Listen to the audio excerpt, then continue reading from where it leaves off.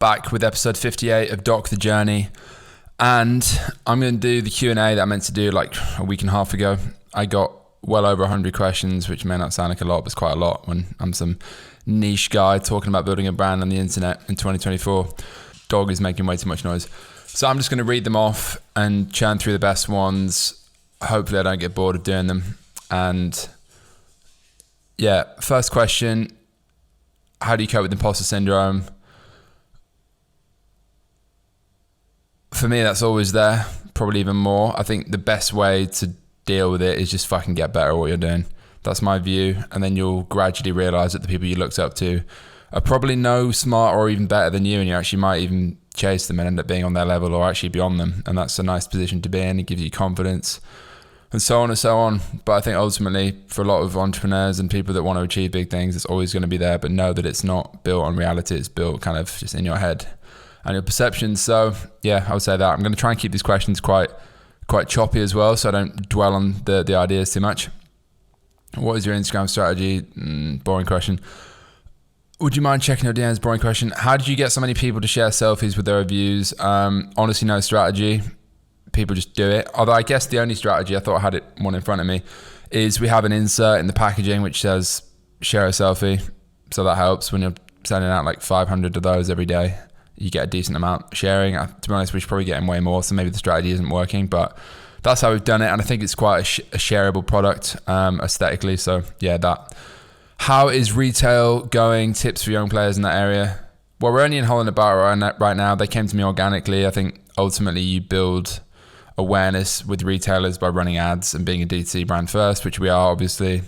We're going into a lot of other retailers this year. It's not the priority. It's not even that high on the list in terms of things I want to grow this year, but it is growing. I think it's smart to be somewhat multi-channel, omni-channel, whatever you want to call it.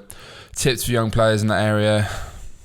I don't know. I think have a good product, one that stands out, one that has margin enough for retail, because they will squeeze you. And yeah, I'm not an expert on retail at all. In fact, I really don't know what the fuck I'm talking about retail, but it seems to be going quite well. What have you learned that you want to pass on to others? Oh geez, I mean, a lot of things. I think maybe one that has come to mind recently is a general rule of thumb. If someone on the internet is talking or flexing about how rich they are and how successful they are, then they're not successful.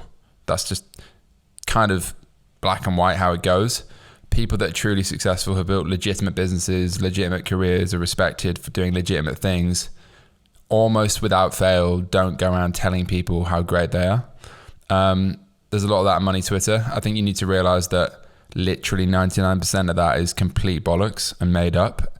And yeah, I think you learn as you're in the industry or just in the world a bit longer, that is without fail true. And I think that's a very, very powerful bit of advice that I would give to younger people wanting to start brands and comparing themselves to others and so on, is that almost everything is bullshit. And if people are talking about being successful and rich all the time, then they're probably not. So there you go. What are my aspirations and plans into 2024? I think watch the previous video, episode 57, spoke specifically about that. So yeah, that covers that. Please talk about ways which you've networked and found others to work with when you were starting. Again, I've spoke about this. Probably the most common question I've ever had off the back of the pod. And I think the answer is go and watch all the other pods, but I'll give you something more than that if you haven't got time to watch those. You can't be asked right now. Go to Bali. Go where lots of digital nomads and kind of up and coming early entrepreneurs are. And I think just start meeting people. I didn't know any founders at all when I was like 21, when I first started being a founder. I literally got a one-way economy ticket to Singapore, went to some e-commerce event, and that kind of basically changed the course of my life. Without sounding too dramatic. And it makes me feel very, very old that was nearly 7 years ago, which is absolutely wild. But yeah, I'd recommend doing that because you need to get out of your hometown and get away from people that you're kind of just friends through circumstance with, if you're struggling to network with people. So I'll say that. Where do you see Space Goods at the end of the year versus start of this year?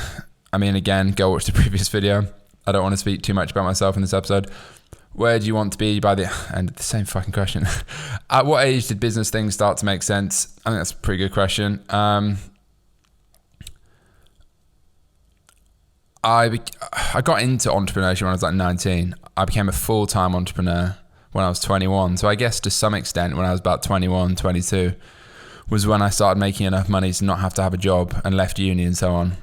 But I still feel like a beginner, and I think I always will, and I'm always learning. And I think that's the right mindset, but it's genuinely how I feel as well. I'm in the process of scaling a new D2C supplement brand. Where's the question? I cut it off. Oh yeah, I'm in the process of scaling a new D2C supplement brand. Where can I find a mentor? I think it's really fucking hard. I think putting content out and putting something out about yourself on the internet helps with that, because people don't know who you are and what you're doing or where you are, etc. Then how could they possibly have any context on you and maybe be interested in speaking to you?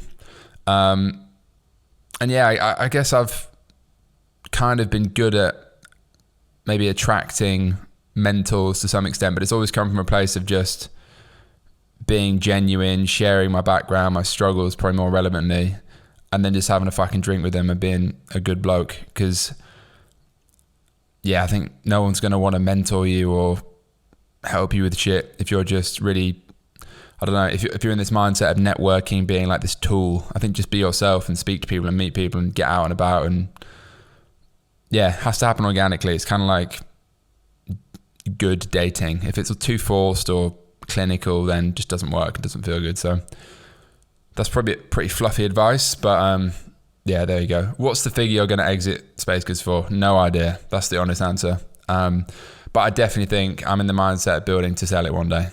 That's what I will say. I know a lot of founders say they don't want to do that, but that is the approach I'm taking with this business.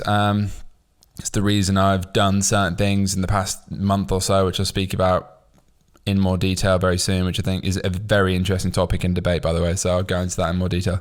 How did you start to build a personal brand? Firstly, I never intended to build a personal brand. I still don't believe I have a personal brand. I think most personal brands, to be completely honest, particularly on LinkedIn, are absolutely virtue signaling bullshit from people that probably cry themselves to sleep but spend all day on LinkedIn writing posts about how amazing their business is, when actually that's just not reality for 99.9% of people, including the successful ones. So I guess ironically, I started to build a personal brand by my first ever bit of content, proper bit of content on the internet. My first ever podcast episode, which you can go back and watch if you haven't seen it, was me talking about how much of a failure I was, basically, in my previous business going tits up. And I think people really appreciated and respected that authenticity, and then they've seen me build back up, I guess, again with this brand. So yeah, I think it's still quite unusual, to be honest, on the internet, particularly around your failures in entrepreneurship. And I think it's probably actually good to have more of it, because it's the only thing that leads to success long term, in my view. And all the Twitter guys will have you believe that they've never fucked up anything and they're absolutely flawless, when they again probably cried themselves to sleep. So I think I built a personal brand to some extent by just being myself and being authentic, I think, which is hard to do because it's tempting to try and gloss over everything, but I just don't think that's the way to go this day and age. Best first for 3-time hires for Ecom brand.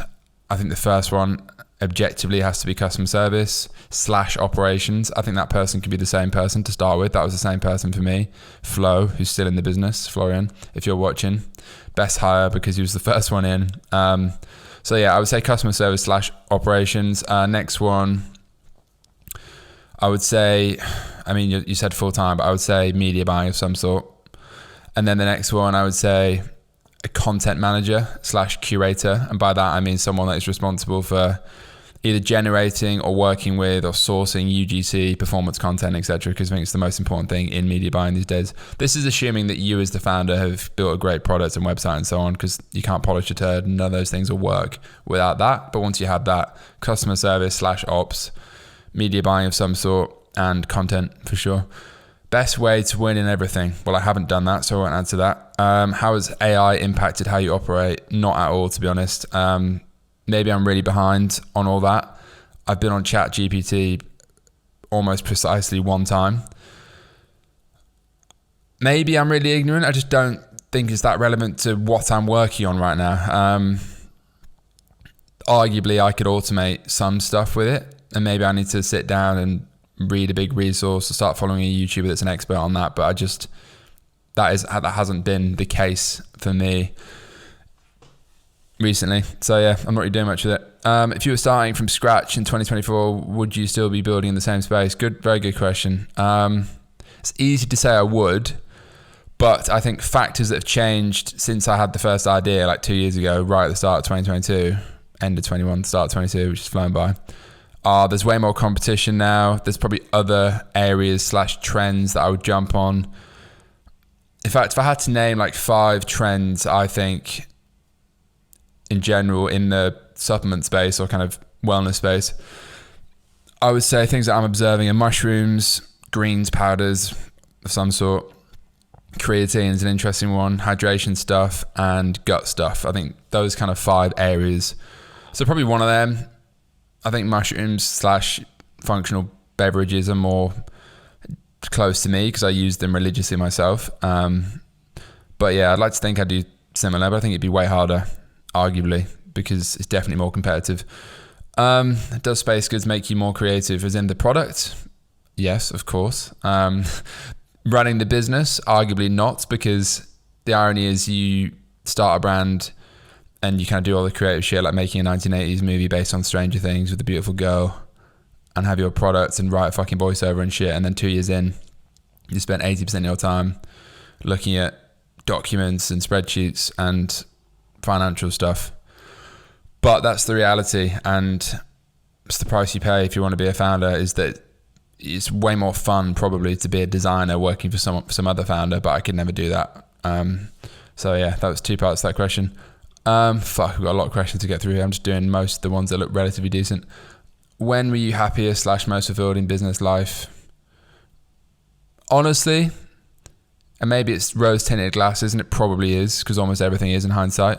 I would say like 2018, living in Bali, when I guess just naturally at age 22 at the time, everything feels, I don't know, almost get emotional thinking about it. Everything by default feels less heavy and you have less responsibilities. I mean, arguably I've got no more now, but I guess you're thinking about the long term bit less. So I was kind of just winging it and enjoying living that kind of nomadic free lifestyle for the first time and realizing that I didn't have to get a proper job, I guess. And the excitement of that was still so high because I hadn't done it for that long yet. And you can never get that early excitement of something working for the first time back. And it's such like a beautiful sadness. There's like this phrase called mono no aware. I think it's a Japanese phrase. One of those things I always think about getting a tattoo of, but still haven't pulled the trigger. And it's like the beautiful sadness of the passing of time. And I don't know the exact definition, but it's kind of beautiful. The beautiful sadness of the passing of time, and like the painful awareness that everything is temporary and nothing is permanent. Even the most great and beautiful things in life, like the first time, having that freedom. And yeah, I feel that a lot. I feel like I really connect with that sort of vibe, and that and pink lights and like romantic synth music is just a feeling. So yeah, I'd probably say then, to be honest. If you were to start a new brand, what product niche would you pick? One of the ones I just mentioned. I think hydration's interesting. I think all the brands in the space are very boring. Gut's been overdone. There's too much money with brands like Zoe that I think would be very hard to compete with. I mean, ultimately, I think anything can be improved. I don't believe in crowded markets personally, because that's always an angle if you can execute better or do something different or apply a new angle to it. But yeah, I would do something. I suppose I'm thinking about just supplements, but I would do something in the supplement / consumable space for sure, or something in beauty, but it's less near to me because I wouldn't use it. How do you choose your fulfillment center? Good question. I'm having issues in mine right now. So I think ultimately it comes down to price and service. I think they'll always overpromise and underdeliver. It's almost unavoidable with 3PLs. And if you're watching this and you're a 3PL, basically I think my 3PL is fucking me up the arse right now on price and service. And if you're watching, I'm sorry, but it's true. And if you're another 3PL and you can reduce my costs by at least 20% without reducing service, then please email me, matt@spacegoods.com. Best strategies to build social proof as a new brand. Good Trustpilot reviews, encouraging Trustpilot reviews. Mine are not perfect, something like 4.2 out of 5, which is good, but it's not great. Yeah, Trustpilot, definitely UGC, encouraging customers to tag you, etc., etc.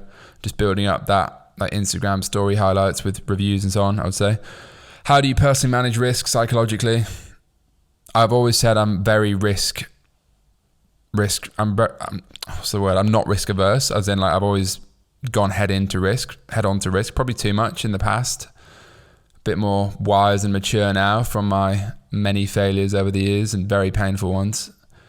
I think it comes down to, it's so cringe, but I think if you're really about it and you just cannot do anything else but be a founder, then the biggest risk is taking none, because you end up being 40 or 50 or 60 or on your fucking deathbed and thinking, oh fuck, I could have done that. Like, yeah, technically the chances of success being a founder, whatever you define that as, but you know, generally are pretty small, but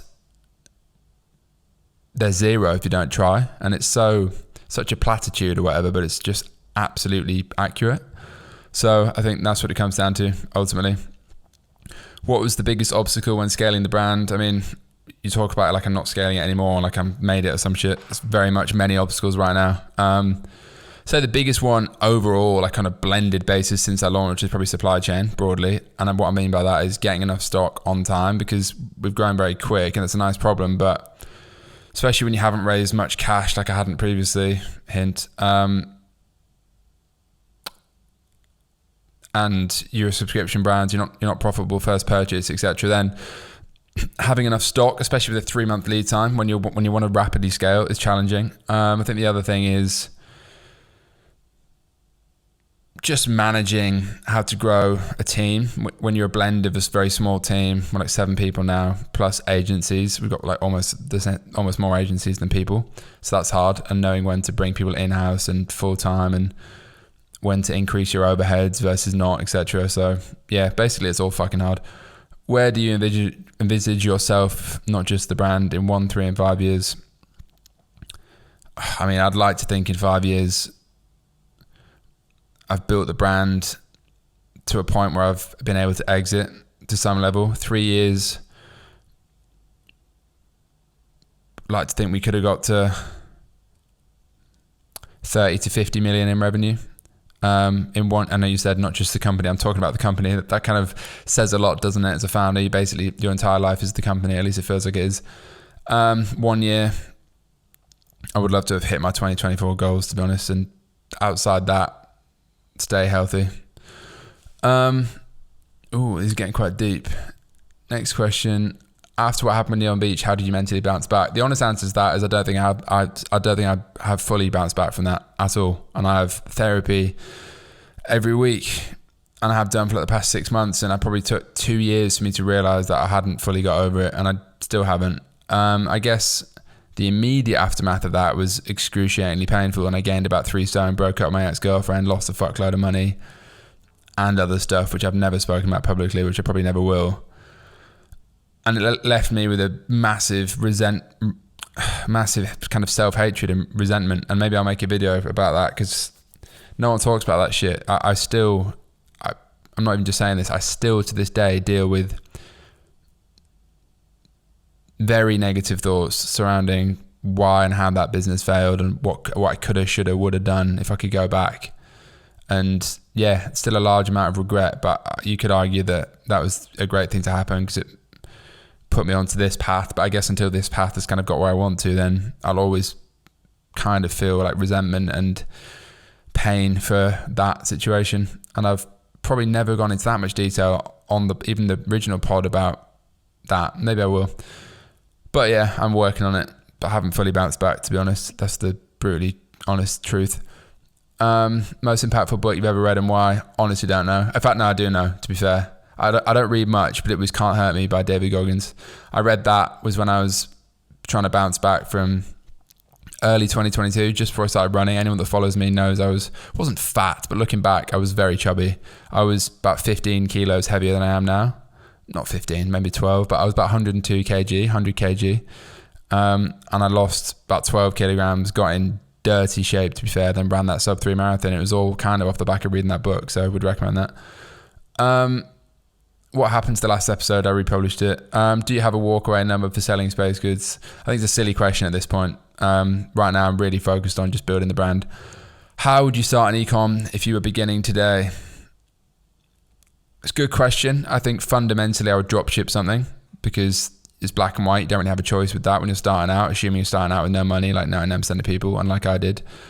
And I'd probably go figure out some sort of organic marketing, but I also think you should start running paid ads ASAP, because ultimately I actually don't believe in organic marketing that much for a new business, because it's not sustainable. You need to find something that's scalable, consistent, and repeatable, and also build a skill set in basic shit like media buying, offer creation, creative, etc. So I would drop ship, and I would probably go hard into self-educating on TikTok ads, Google ads, less so, but TikTok ads, Facebook ads, and maybe Google ads as well. How much are you willing to spend before you stop the ads? That's a very kind of dropshippy question. I'm not going to answer it because I'm running a brand where I have one product, so you kind of have to make it work. How do you validate your idea? That's a better question from the same guy. It's funny because with Space Goods and Rainbow Dust and so on, I spent 5 months and fair amount of money like developing it and getting it ready, and I hadn't before I sold it, and it could have flopped, but I had so much conviction and I guess experience, kind of natural instinct to what was good and what wasn't about the products, about the margins, etc., that I think I came from a place of knowing, naturally having a good inkling of what would work, which I probably kind of underestimate how valuable that was, because if I didn't, then I could have got it very wrong and done something that maybe would have just flopped.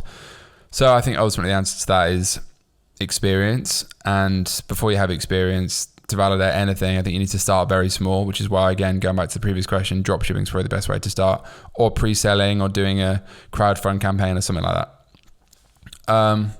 Next questions. I'm flying through these because there's absolutely loads of them, and I'm choosing like 1 in 5 here, but I've got a lot on the screen. What would you have done differently with Space Goods compared to? I've spoken about this before. Recommend to start a brand in small country or directly international for scale purpose.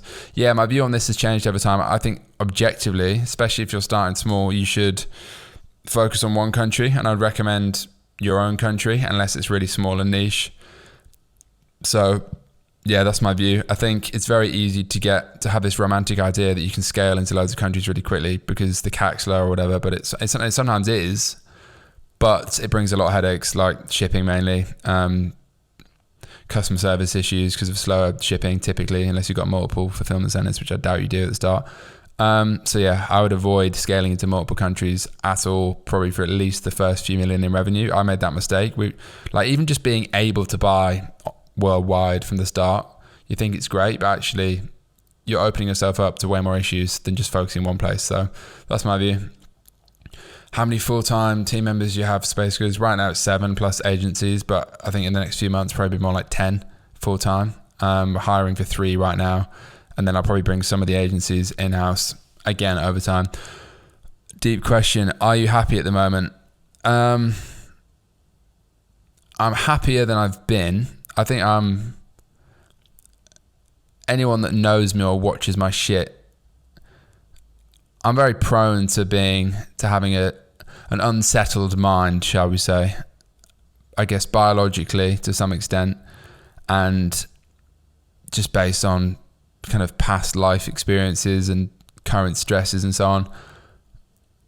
I wouldn't say I'm particularly unhappy right now. I think I'm relatively content, but I put a lot of pressure on myself. I compare myself a lot to a lot of my peers who, fortunately and I guess unfortunately in some ways, are incredibly successful, 0.001% people, including some of my best and dearest friends that probably don't watch this. But yeah, I think I'm working on being happy. I think it's probably one of the more challenging areas of my life. I don't know what the solution to that is overnight, to be completely honest, and maybe that's a topic for a different video.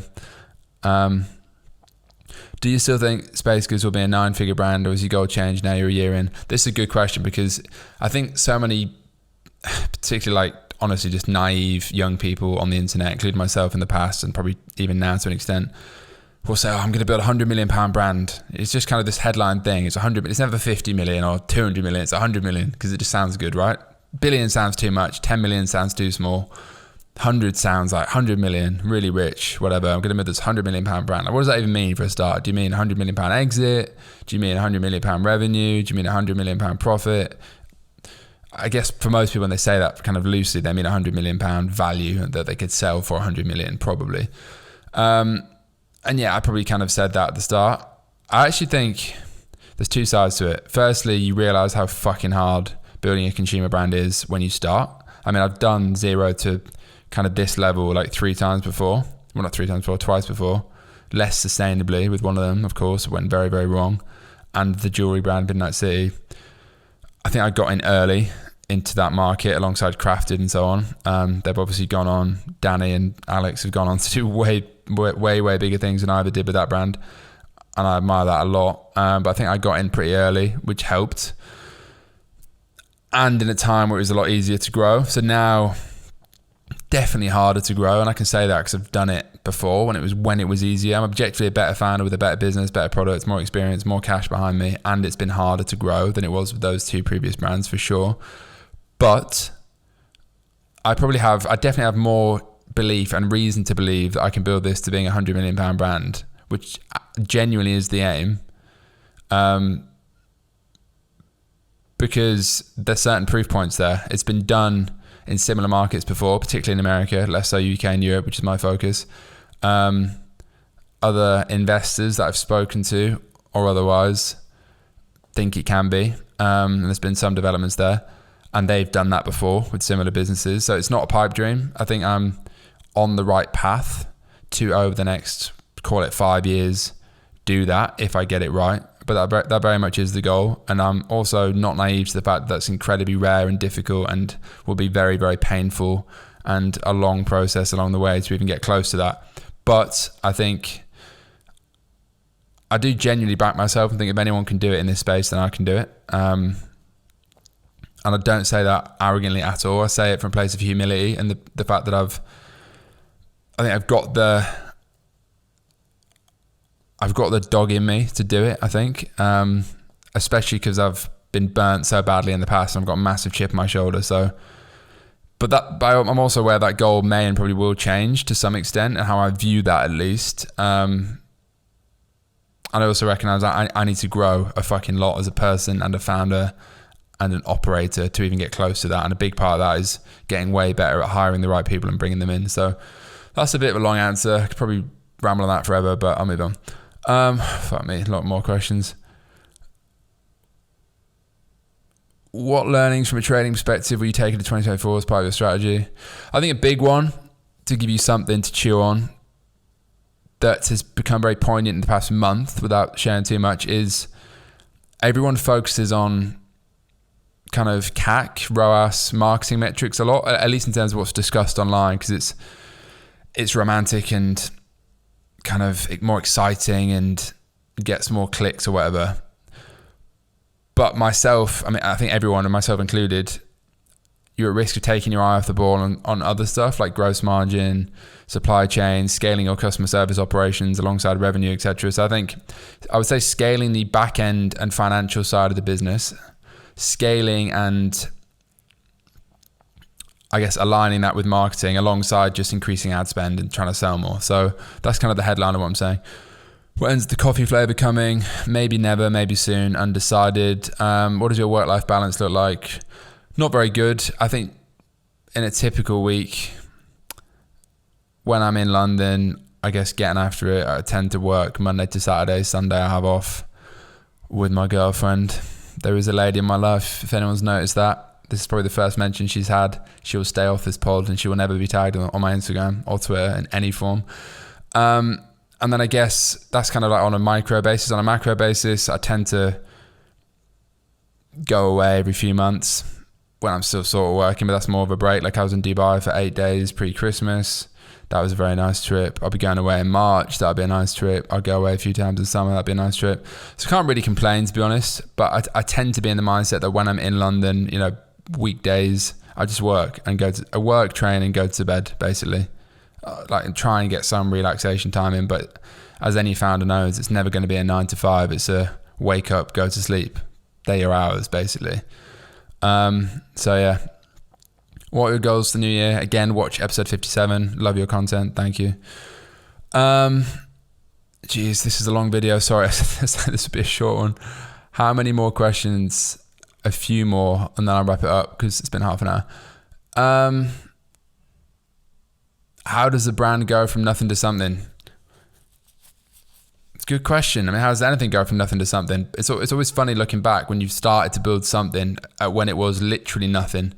But you have to recognize that literally everything ever that was created by a man or woman or the human species started at nothing before it was something, including the behemoths like Apple, Tesla, Google.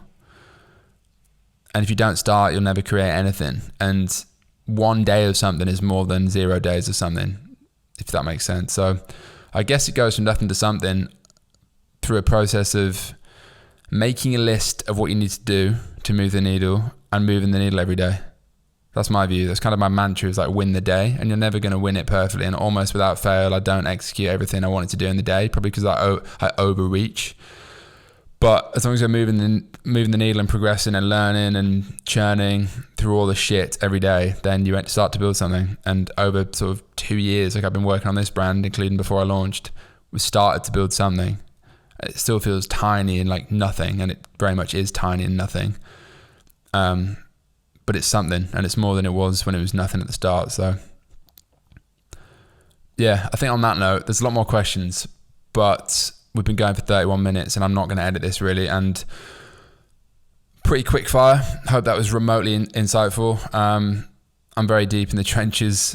I mean, I say that tongue in cheek. I know some people are literally in Gaza in trenches, so I'm not comparing my life to that, but I'm very deep in the entrepreneurial, figurative trenches right now. There's a lot going on, but pressure is a privilege. And yeah, it's the life I signed up for, being a founder, which isn't fucking easy at all. And I'm feeling the pressure and the stress like a lot of people, I'm sure. It's not been an easy past 12 months. I personally think the next 12 months are going to be better, at least for my business and me. And yeah, I'm just here to document it, because in 10 years it's good content, and hopefully there's a great story to tell over the next few years. So yeah, appreciate you watching the pod. Hopefully it's valuable or insightful in some way, or therapeutic for other founders to listen to. Subscribe to the pod. Catch you in the next episode. Cheers for watching. Peace.